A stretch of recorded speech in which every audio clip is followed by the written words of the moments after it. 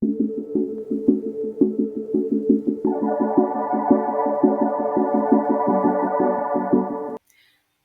popping in to give an intro to this video. I did introduce this project. It's a scrappy kind of strip quilt that's kind of like a log cabin, but not really. And I introduced it in video number 4. It's one that's been sitting around for a very long time. I'd made a heap of blocks on a muslin backing, and I put them all together, and I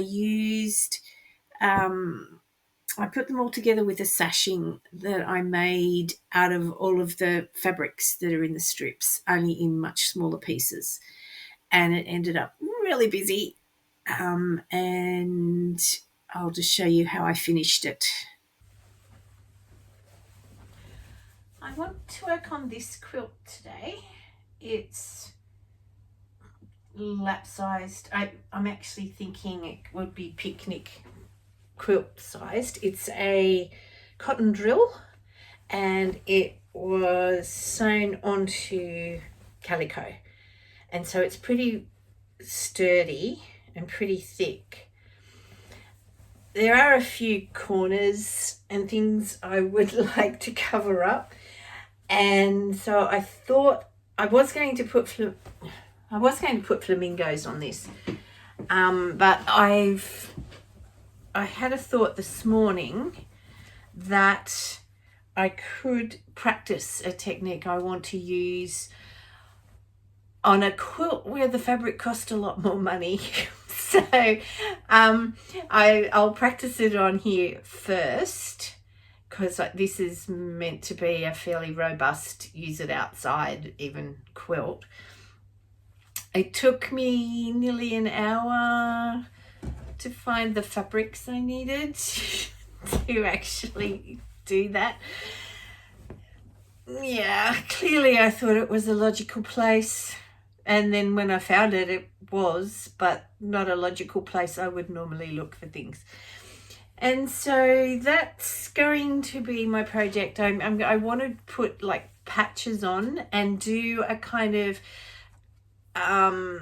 what is the kintsugi term for when you're doing it on fabric? Anyway, Japanese mending kind of thing where you have lots of stitches, but I'll do it on my sewing machine probably as more of a darning look thing. I don't know, I'm going to have a play. This one, I'm hoping I will finish the top today, and it can join the other 2 quilts down on my trestle table, one of which I'm in the process of quilting. The other 2 need to be, well, this one and the other one will need to be sandwiched so that I can quilt them.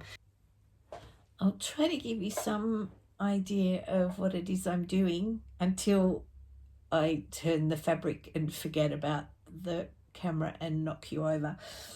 But I'm having to take it really slowly. There are some really big joins, some big seams here, and even with the 100 needle, I don't know what the 100 means, but it's a really thick needle. I've broken one because I got cocky and went a bit fast over one of the really big bumps. This is the heavy duty machine, the heavy duty needle, and I'm still going really slowly. It's actually giving me pretty much what I was envisaging, so that's okay. I'm not going to do a lot of them. I'll just do a few.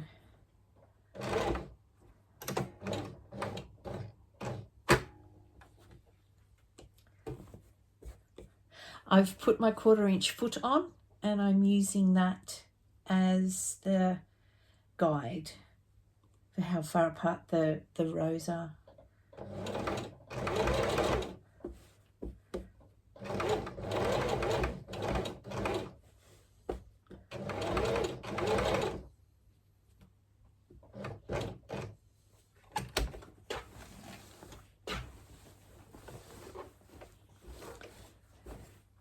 I did have the embroidery foot on at first, well, when I was thinking about what I would do, and I did a test run, and I wasn't happy with how wobbly my seams were, how the lines were. So I've gone back to the proper presser foot, but it does mean that I have to turn the fabric a lot, and you may just fall over sometimes too.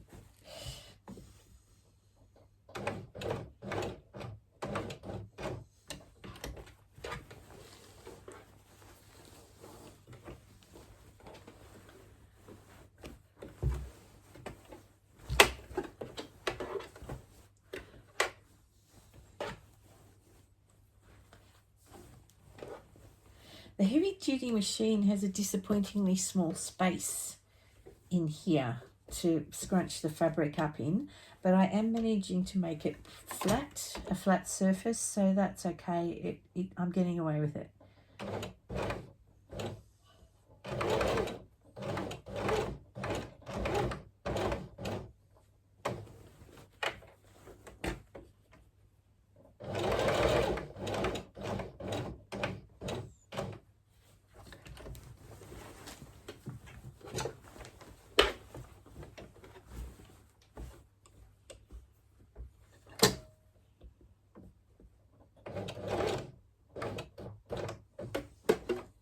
I found some thread in my drawer that had all of the colours in the quilt plus green, so I'm using that and just make a bit of a feature of it. So that's why I'm trying to get the lines as straight as possible, because the thread is fairly obvious.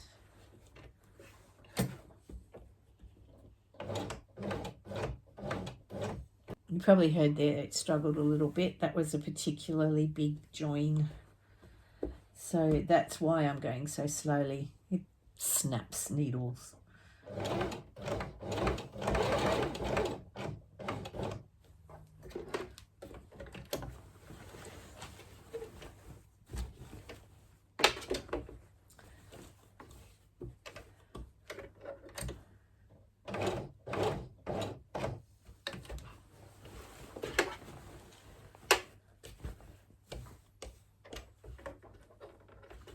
I'm just using a raw edged piece of fabric, stitching up fairly close to the edge, and reasonably dense stitching. They're about 1/4 of an inch apart, possibly a bit more. We'll see how it works. It's a technique I just want to try out to see whether it would work on a quilt that would take a lot more time and money to make. There's a lot of bulk in the center of this, and I've gone off the straight, but that's okay. They're not meant to be perfect. I'm just getting them as good as I can.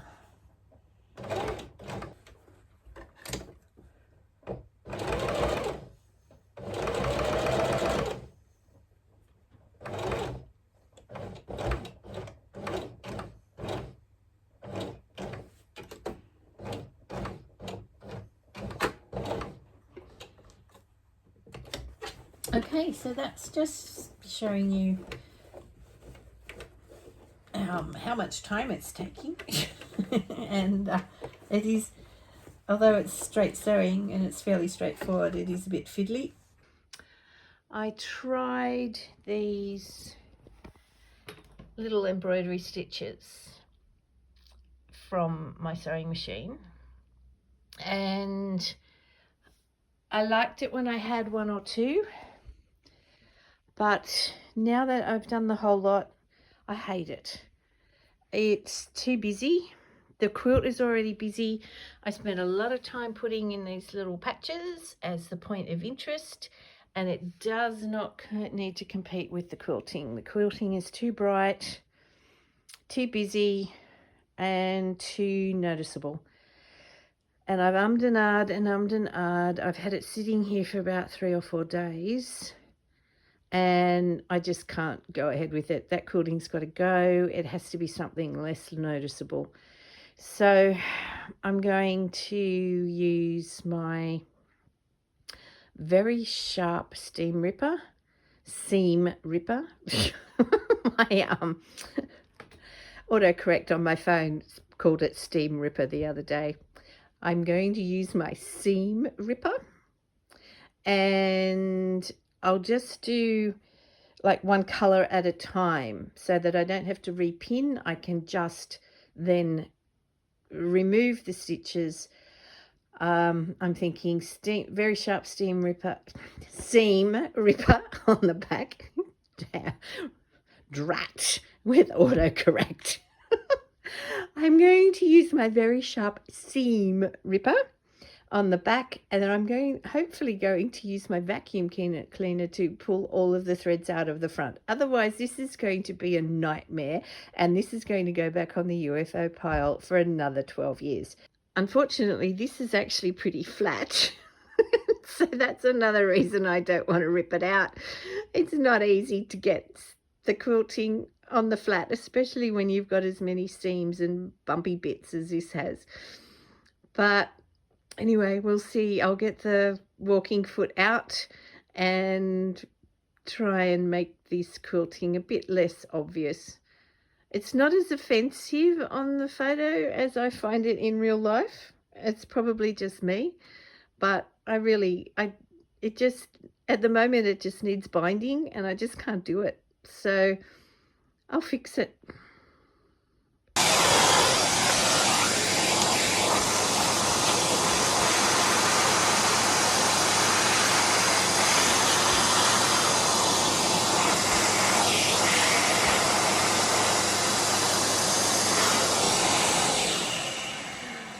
Apparently what can go wrong is it doesn't work at all. That's really disappointing. I'm going to see if I can get some more force. Give up on that idea. I'm going to have to do it by hand. And my vacuum cleaner smells like taco spices. So now my quilt and my lounge room smell like taco spices. Back to the drawing board. Okay, so I've come straight in from my walk and felt like getting on with this quilt, this one.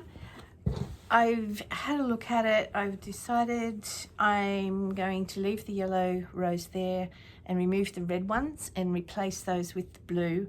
And hopefully I'll be able to leave the yellow ones there. They actually look quite good. They're very bright, but they're not overwhelming the quilt like all of the rows of different coloured love hearts were. So I may be able to leave them there. So the vacuum cleaner didn't work, so I've had to work out a different way to take these stitches out efficiently. And basically what I'm doing is I'm slicing through the stitches on the back. And the reason that the vacuum cleaner didn't work was because there are tiny little stitches joining each love heart, and I didn't manage to get them out. They're very small, and I have a very sharp quick unpick. It's fairly new, and I didn't want to tear the fabric by trying to dig in and getting these tiny little stitches out. So the method that I have found, I can actually get quite a long length of the thread on the front when I'm pulling it out and use that to pull up those stitches in the middle, and that makes them much easier to get out. It's not as fast as I thought the vacuum cleaner would be, but hey, we innovate. So I'll just take you through the process. It's easier if we can get a straight run. So basically I'm just very carefully pushing this through, and so I do this all the way along, and I'll show you what I do at the front. So that's just basically what's happening. Okay, and then the way you get this out now, you can pull it up, and there will be one long thread. It will be, and you will be able to pull it through, and it takes out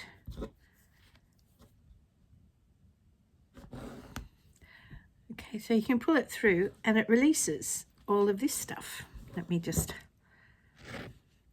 lift it up. Okay, it's pulled through. It's come out of all of the little stitches.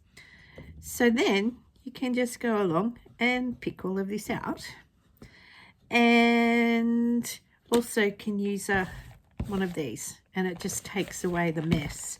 Okay, so lesson learnt. Don't do fancy quilting unless you are absolutely sure you are going to love it and you won't need to unpick it. I think the main message is if you have a very busy quilt, it doesn't need busy quilting. Just do something simple and plain that doesn't take away from the quilt. And I'm going to leave the yellow there because I'm so sick of this process. So there are just 4 rows of the yellow, and it's not too obtrusive, really. It looks great. It looks great. I'm going to leave it there. And hopefully I'll at least get the binding cut out. I may not get it stitched on today. I'm going out tonight to a concert. But yeah, we're getting there. We are getting there. Oh no, I've unpicked a yellow one. That's why I unpicked 4. I've unpicked a yellow one. Okay, yeah, so I have got 4 to pull out and replace. I'll have to replace the yellow one with the stitching if I'm leaving them there. Pay attention, people. When you're sewing, pay attention to what you're doing. Primary colours log cabin quilt is finished. I thought I was taking video of the binding process. Apparently I wasn't. So that's it done. I haven't been able to take it outside and get a good photo of it being held up in the sun because there's been no sun. We'll just come down and just have a look at the binding. I sew it on to the back and then I turn it over. I just press that fairly flat and then I turn it over to the front and I stitch it down on the front. I did that with a walking foot. And I just do the mitered corners, and it does leave a seam from sewing it down. That doesn't bother me. I'm not completely thrilled with the quilt. I think I'll keep it as a picnic quilt or something like that. It's all fairly heavy fabric. That's a cotton drill on the back, and this is not patchwork weight fabric. It's kind of a linen with a bit of synthetic in it as far as I can tell. A linen or a heavy cotton. It doesn't smell like linen, so I'd say it's probably a heavy cotton. Anyway, it's done. I'm going to take it off my list.